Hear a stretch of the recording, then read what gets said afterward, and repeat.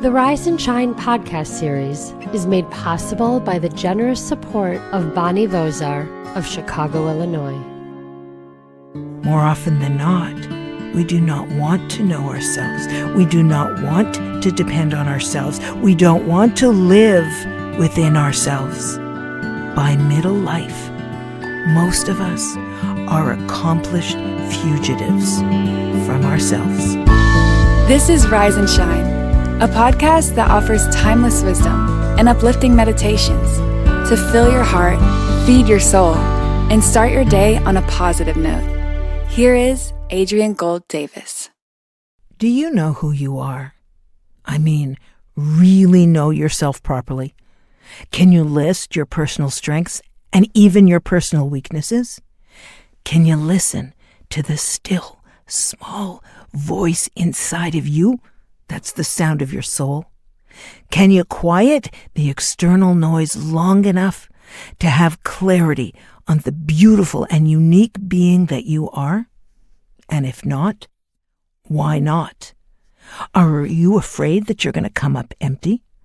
Have you been told that you're not enough, that you're not smart enough, that you're not talented enough, that you're not creative enough? Have you told yourself those things by comparing yourself to others? Knowing who and what you are and knowing that all the measures of yourself can be enhanced and improved or sublimated or redirected is the starting point for personal leadership. And this personal leadership is perhaps the truest precursor for actualizing your goals and your dreams. Not knowing or depending on external validation does not cut it. When I think about this concept, I often recall the words of Menachem Mendel of Kotz, a great rabbi and Torah thinker who lived from 1787 till 1859.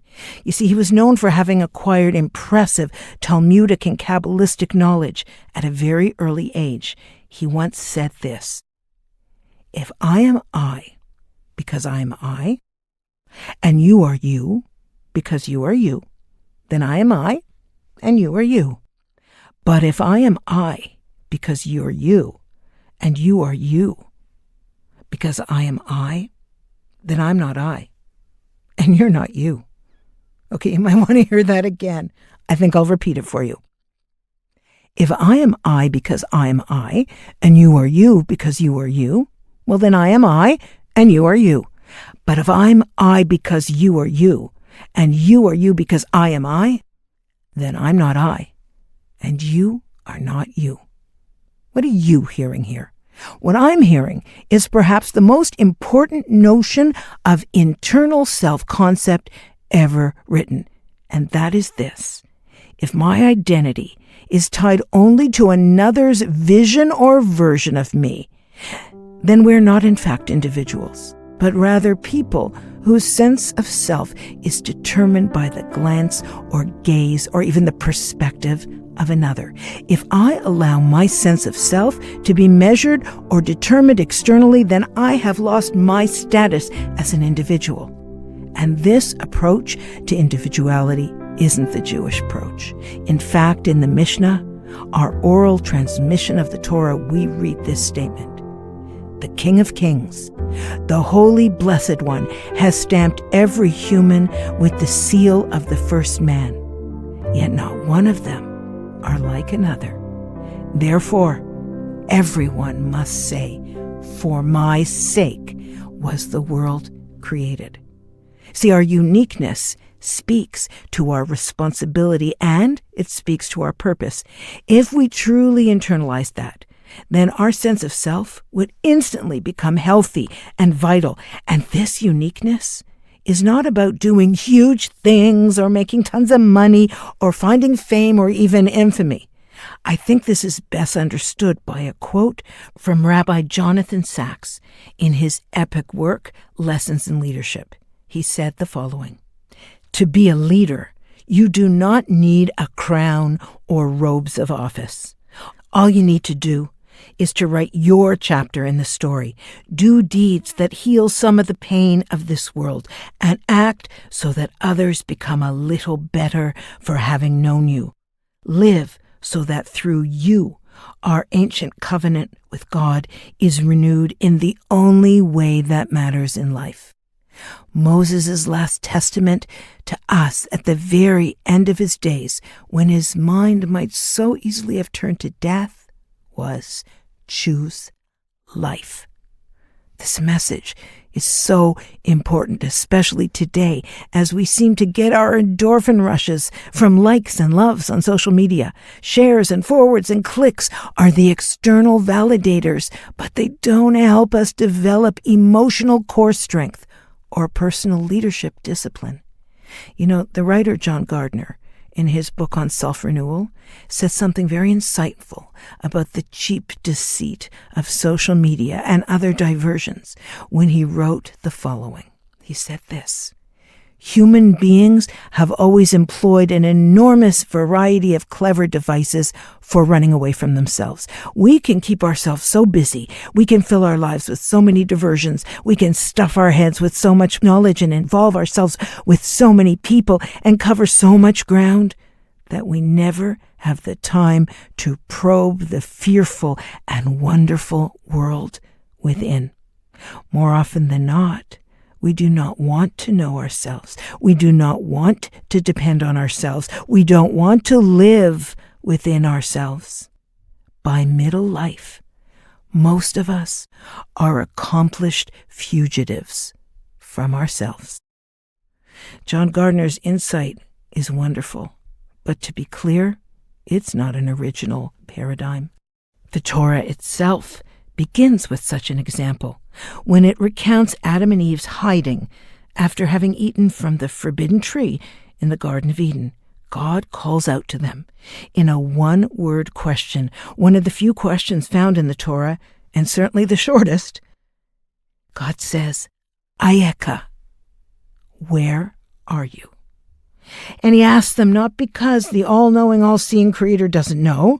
He asks them because they must be able to answer. They must be able to be accountable and responsible and self-aware and self-honest, or they will quickly regress. And that is indeed what happened. Their inability to answer that question, but rather to blame and to point fingers, was the beginning of their downfall. And so it is for us. When we can't answer the question every single day of where are we holding, where our minds and hearts are, then we most definitely will become accomplished fugitives from ourselves, and by extension, to everyone we know. We are taught at the genesis of our peoplehood that hiding and evading and blaming doesn't work. We are encouraged to take responsibility both personally and communally. As Rabbi Sachs once also said, at the heart of Judaism are three beliefs about leadership. We are free, we are responsible, and together we can change the world. This week, can you look at your relationship with your personal self-concept and ask yourself how much of it is dependent on external approval or even external negativity? Can you carve out an hour a week to make yourself a list of your unique strengths and even your specific challenges? Because you are indeed free to do this. You are in fact responsible to address your truths. And if each of us does the work, then we can truly change this world. And let's face it, this world of ours needs a lot of work these days. Let's begin from within. Thanks for listening to Rise and Shine. Don't forget to rate, review, and subscribe to Momentum Podcasts on Apple, Spotify, or wherever you get your podcasts. Join Adrienne again next time for more timeless wisdom and uplifting meditations that fill your heart, feed your soul, and start your day on a positive note.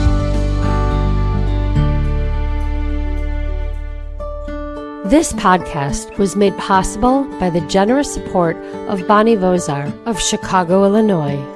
Spread the wisdom. Inspire Jewish individuals around the globe by supporting Momentum's podcasts. To sponsor, contact podcast@momentumunlimited.org. You're listening to a Momentum podcast. For unlimited inspiration, wisdom, and empowerment, visit momentumunlimited.org.